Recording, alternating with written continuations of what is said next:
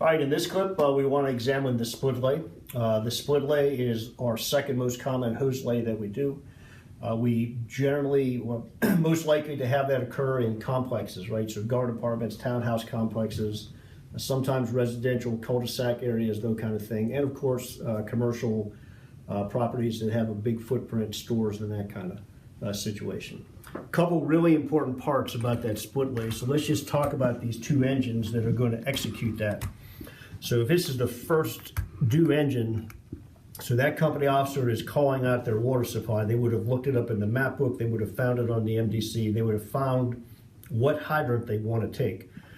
That needs to be communicated to that second engine, the officer on that second engine.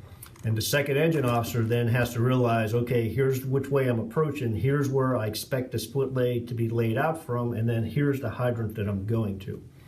So let's take engine one coming in from this direction. The fire is a couple buildings down this street. They call out that they are going to be laying out from the intersection of Apple and Second. So they would take their position and lay out. Actually, let's go this way, change up that line a little bit longer. Right, and their radio transmission may be engine one to engine two, pick up my split lay at Apple and Second, take it to the hydrant at 25 Apple Street. So that indicates, hey, I'm laying out a split, and here's the hydrant that I'd like you to take it to.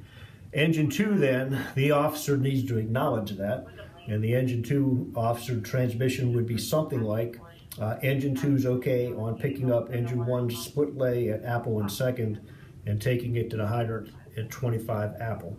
A lot of words, but you get the idea that that's a complete message. The sender sent it, the receiver received it, and now the sender knows that it's the message that they were sent.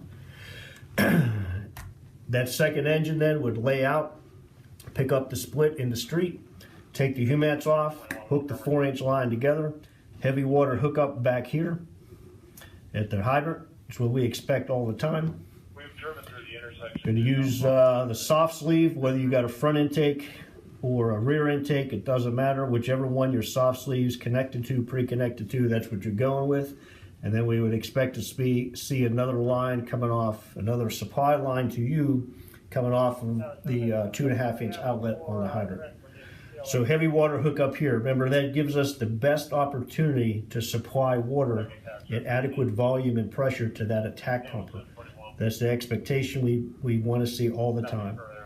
Whether, and the other part about the split lay, right, is that when you say split lay, then the end result is this: an attack pumper and a supply pumper on the hydrant, with the hose line connected in between. Nobody in the middle here, right? The two pumpers have laid out the to the attack and to the fire. All right, so good overview of the split lay, and what we'd like to do now is move to the reverse lay.